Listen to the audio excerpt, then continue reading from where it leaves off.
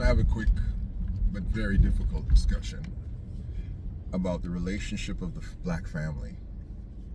And I want to ask you not to take it personal, because the things that I have to say here, my household included, are kind of difficult to deal with. Do we as a people believe in monogamy? And trust me, this is not where you think it's not going where you think it's going to go. The average black home in North America and in the Caribbean, not necessarily Africa, but in the North America and the Caribbean, the colonized individuals of our diaspora, we are extremely comfortable with taking on other people's families. We are extremely comfortable taking on other people's families. So, for example, we will meet a woman and she'll have children for another man, and their relationship is over. They have tried. They have ended their relationship. She's now gone on seeking out new pastures. That man also potentially has had relationships with women in a woman or women in his past, and has sired children there. That relationship is over. He has gone on seeking romantic commitments. Right? Let's get as healthy as we can with this. He is seeking romantic commitments. He's looking for a committed relationship with other women who might or might not have children for other men. And we continue this pattern of, I would call it the hybrid family building, of which we many times end up with one woman having children for 2, 3, or even 4 different men. So therefore, the men share that woman's womb, that woman's uterus. She is the life giver of seed from multiple men. And we have created these families under the fragile vestibule of something that we call simply urban love. And I call it the fragile vestibule of urban love. It is not under the staunch traditionalism of historical love, of ancient family building, whereby people stayed with the person who gave them children, period. That woman never went on to seek out another male to again give her more children and to rebuild a family. And these things have happened for 2 very specific reasons. I think it started with men, first of all, and their lack of, and I'm talking about men in our community, lack of accountability and responsibility, and simply going around and saying, I'm going to have children with multiple women. Now, there was an expectation from these men, though, that once I had a child with you, you're mine. Period. You're mine. You can't go out there and seek nobody else. That's the reason I'm giving you a child. I like you. This is how a Caribbean thing. This is like a Caribbean thing from the 50s, 60s. They put a child on you. Hey, that's a nice one there. I want to keep that one. Boom. They get you pregnant. Now you're theirs. You're reserved to them. You're the parents, and they're not gonna let you go have other little boyfriends. You know, you give the man a child. He's coming around. He's checking on his child. He's gonna give some money here and there. He's gonna check on his child. And other women now, when they see that same man, he's not married, living in the house with that woman. He just has a child with her. They don't think he's off limits, because he hasn't gone through the process of formalizing that relationship. So same thing happens, or they don't know, and the same thing happens. And he now has gone around and had a few children with a few different women. This is basic Caribbean, black culture, and of course North America too. So this guy's gone around, we call him now a serial breeder, but he's gone around. He's had a few children, right, in uncommitted situations. And that's just what it is. Now, time has passed where these women now do not feel any kind of shame of being a spinster, waiting on some guy who's never committed to them, and holding on forever, thinking one day he's going to come back and he's going to decide to keep you over all the other ones.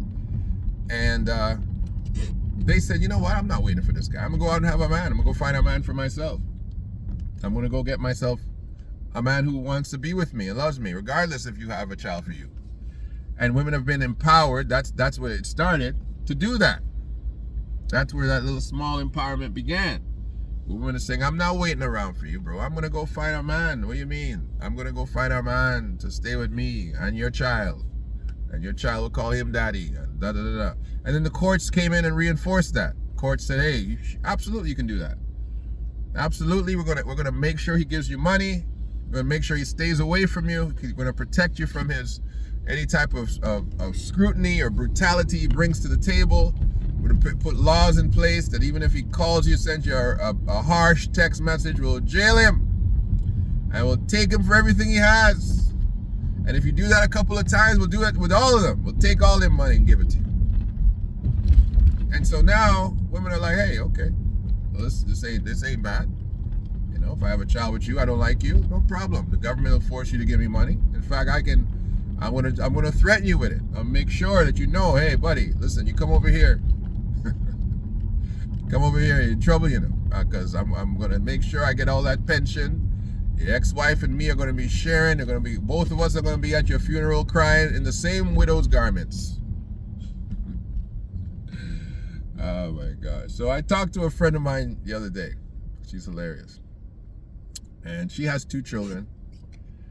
And she says, I cannot date a man with kids or who's been married before. And I was like, wait a minute now. How are you saying this, right? And she's the one that made me think about this. She goes, no, I can't do it.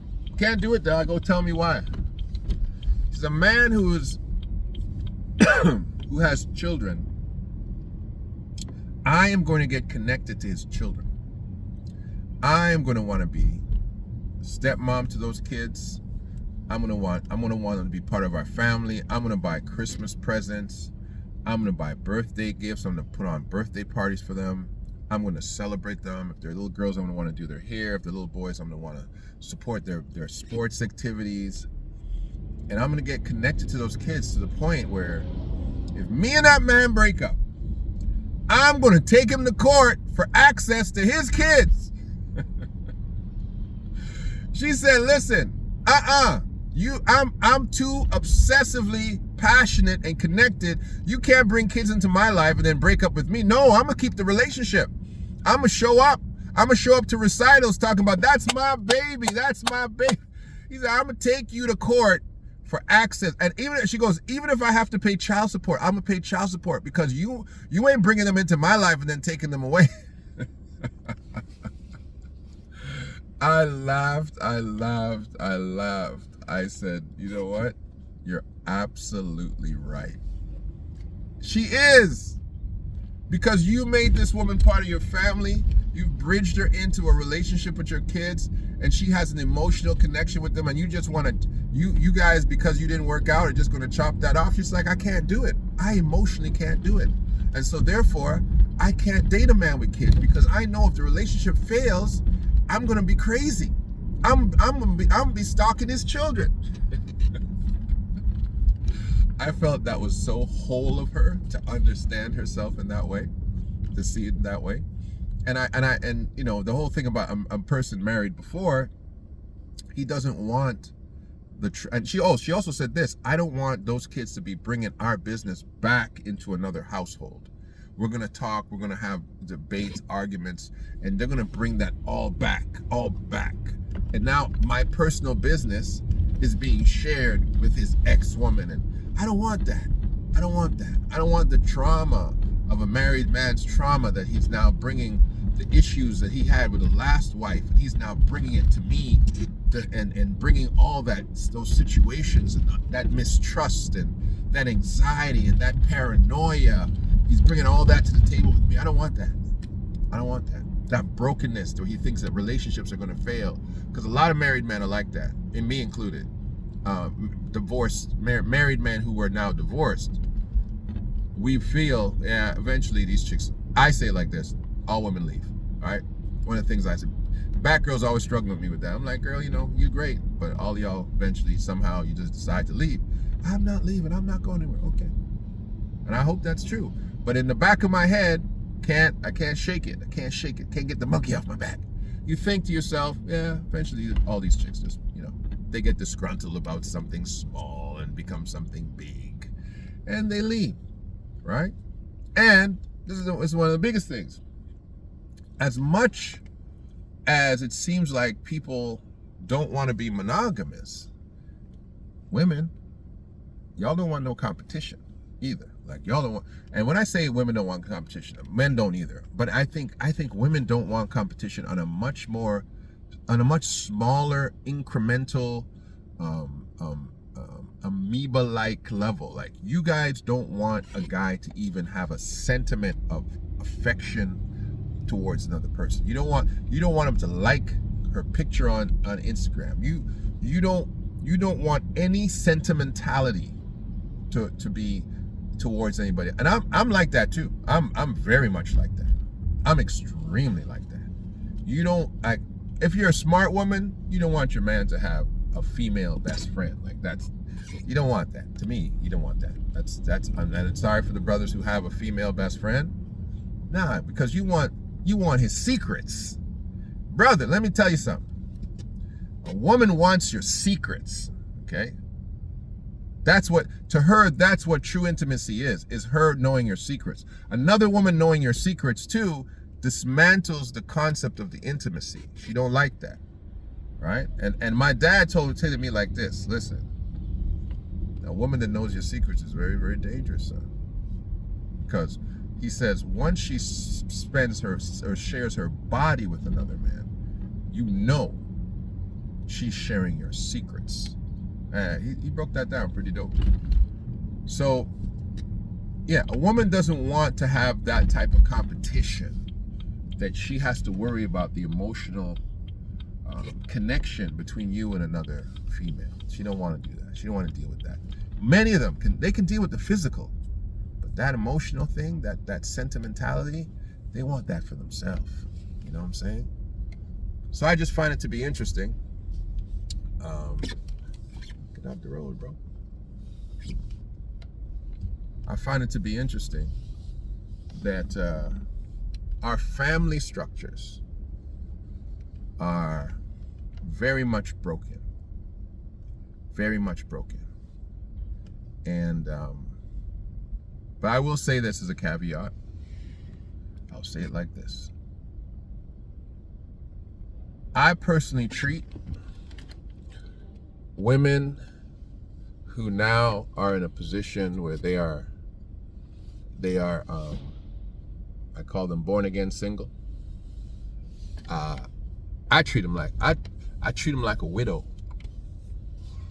because in my mind I can go there with you, but that dude needs to be dead to you. I mean, dead to you. I don't want to be in a position where I'm now trying to become the man of the house and your kids are telling me, you ain't my daddy.